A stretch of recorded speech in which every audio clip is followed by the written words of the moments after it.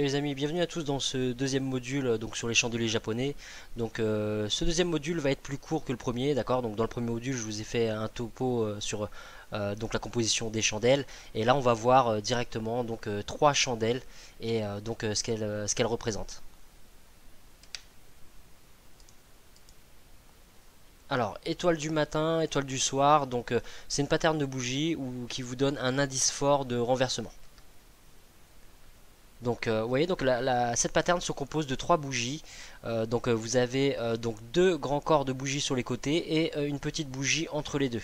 D'accord. Donc, la petite bougie qui est là, ça peut être également un doji. Ça vous donne encore une autre pattern. Mais principalement, ce qu'il faut retenir, c'est que quand vous avez ce genre de pattern, donc vous avez un rejet fort du prix donc par les vendeurs dans le cas de gauche et donc par les acheteurs dans le cas de droite. Donc pour mieux comprendre ce qui s'est passé, vous pouvez imaginer donc que le prix donc les acheteurs ont poussé le prix à partir de là, la chandelle a ouvert ici. D'accord, donc elle est descendue un moment, mais elle est remontée jusque là pour fermer là. Donc une forte hausse. D'accord. Ensuite, il y a eu donc une bougie en quelque sorte d'indécision. Bon là, dans ce que j'ai dessiné, on a un marteau inversé. Donc là, vous avez compris que là, on a un rejet du prix.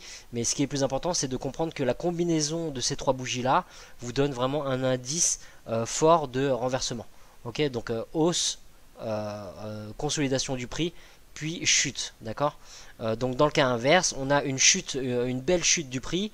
Ensuite, on a un rejet à ce moment-là avec une petite consolidation, puis une forte hausse, d'accord. Donc c'est ce qui constitue donc l'étoile du matin ou l'étoile du soir. Alors, tweezer top ou tweezer bottom, donc pareil, indice fort de renversement. Donc c'est très simple, vous avez des tweezer top ou tweezer bottom quand vous avez deux chandelles, donc sans mèche avec exactement, donc vous avez donc le même prix forcément de fermeture et d'ouverture. D'accord, ici et ici, et vous n'avez pas de mèche, c'est à dire que le prix à aucun moment il est descendu plus bas. Vous voyez, vous avez une chute, le prix a fermé ici, et au moment où la bougie d'après a ouvert, le prix a grimpé directement. D'accord, donc on a un fort signal de renversement à l'achat dans ce cas là. Et ici donc le prix a grimpé jusqu'ici, fermé, donc la chandelle a fermé à ce moment là, puis au moment de la fermeture le prix s'est mis donc à l'ouverture de la deuxième bougie à chuter directement. Donc là, on a un fort indice de chute donc sur ce tweezer top. Alors le gap, donc ça arrive souvent les gaps. Donc ça indique tout simplement un mouvement brutal du prix et qu'il y a des acheteurs qui ont tradé un gros volume ou des vendeurs qui ont tradé un gros volume, et c'est ce qui a créé ce gap. Donc vous voyez, donc un gap c'est quoi? C'est tout simplement un écart entre les bougies, d'accord. Il y a un fossé entre les bougies. Donc quand vous comprenez comment fonctionnent les bougies, vous avez compris que à la fermeture de cette bougie, normalement la bougie d'après aurait dû ouvrir. D'accord, donc cet endroit-là, donc l'ouverture de la bougie, aurait dû être au même niveau que le niveau de fermeture. Ok, et pourtant, vous allez voir que parfois, la bougie, elle n'a pas du tout ouvert là où elle devrait, donc à ce niveau-là, mais au-dessus ou en dessous. C'est ce qui indique un gap, haussier ou baissier. C'est-à-dire que à arriver au moment donc, de la fermeture de cette bougie, les acheteurs ont tradé un tel volume que le prix, il n'a pas rouvert directement au même prix, mais il a rouvert au-dessus. Okay, et donc dans le cas d'un gap baissier, donc le prix est monté, d'accord, et vous pouvez imaginer que arrivé à cet endroit-là, à ce prix-là, les vendeurs sont intervenus avec un très gros volume, et tout d'un coup, donc ça a fait chuter le prix brutalement, et le prix, donc la bougie, au lieu d'ouvrir à ce niveau-là, elle a ouvert plus bas, et donc vous avez un écart, ce qu'on appelle un gap, donc entre cette bougie et cette bougie. Alors la forte probabilité qu'on a un gap, si vous voulez, c'est que le gap il se comble. Donc dans le cas où vous avez un écart ici, la forte probabilité c'est que le prix revienne donc fermé, qu'une bougie ferme pour combler ce gap. D'accord, donc dans le cas qui est ici, donc on a une forte probabilité que le prix revienne, remonte et ferme dans cette zone-là pour combler l'écart qu'il y a eu ici et ici. Alors, ce sont des probabilités, c'est ce qui se passe souvent, mais dites-vous qu'il est possible que des gaps ne se comblent pas du tout, ou se comblent mais des mois, voire des années après. Donc, c'est pas une stratégie en soi de trader uniquement des gaps. D'accord? Donc même si vous avez les probabilités qui sont en votre faveur si vous tradez le gap, mettez bien votre stop loss parce que comme je vous ai dit, le gap peut parfois mettre beaucoup de temps à être comblé. Avant que le prix peut vraiment mettre du temps avant de revenir combler le gap.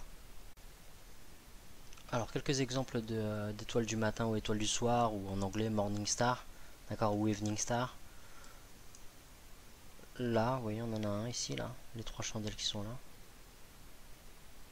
Donc vous voyez, là, la forme, elle n'a pas besoin d'être parfaite, hein. Les chandelles sur les côtés, le tout c'est que ce soit de longs corps, mais il peut y avoir quelques différences.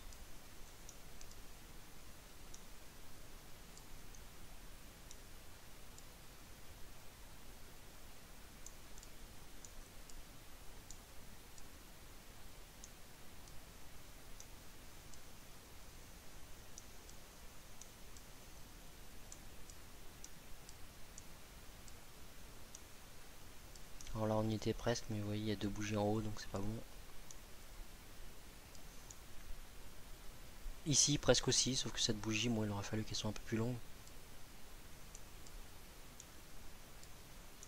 Ici, ça peut passer. Vous voyez, ces trois-là, là. Et derrière, vous voyez, ça marche parce que le prix décolle. Alors là, la bougie du milieu est peut-être quand même un peu trop grande. Ici, vous voyez les trois bougies, là.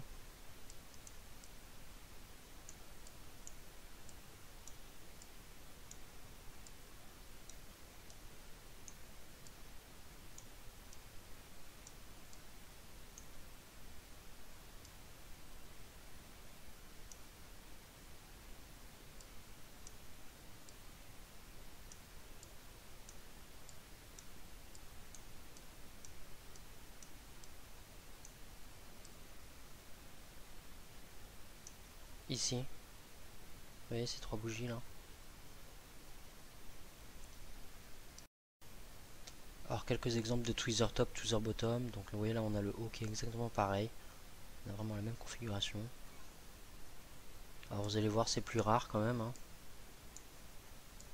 Bon là à peu de choses près, vous voyez juste la mèche est un petit peu différente. Il faut vraiment que ce soit le même bas ou le même haut.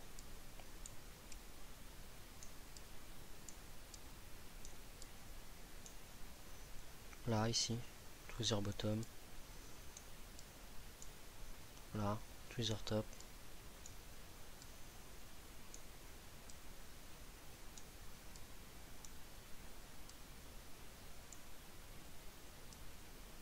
Alors ici vous voyez on a pas mal de configurations avec le même haut, mis à part les mèches. Ici aussi mis à part les mèches. Là ici, tweezer top. Ici. Et vous voyez on a tweezer top et le prix malgré ça il finit par décoller.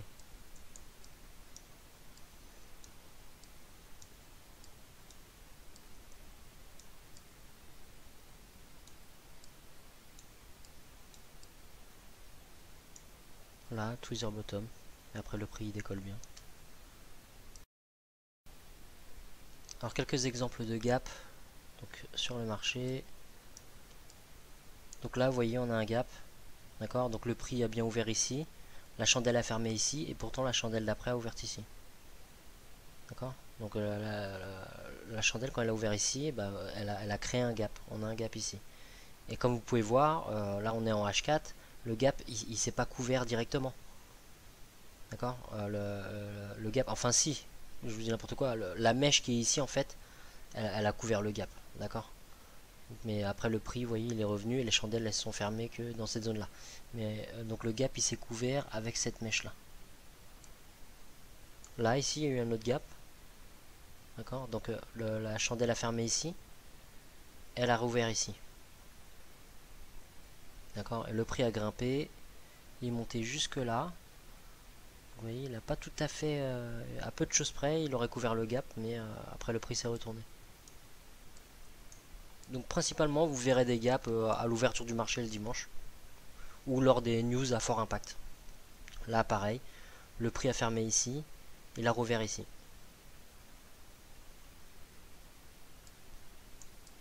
Là aussi, vous avez un gap, vous voyez, le prix a fermé ici, il a rouvert ici. Voilà les amis, c'est la fin de ce deuxième module, donc j'espère que ça vous a plu. Si vous avez des questions, laissez-les en commentaire, n'hésitez pas à liker, et donc je vous donne rendez-vous dans le troisième module.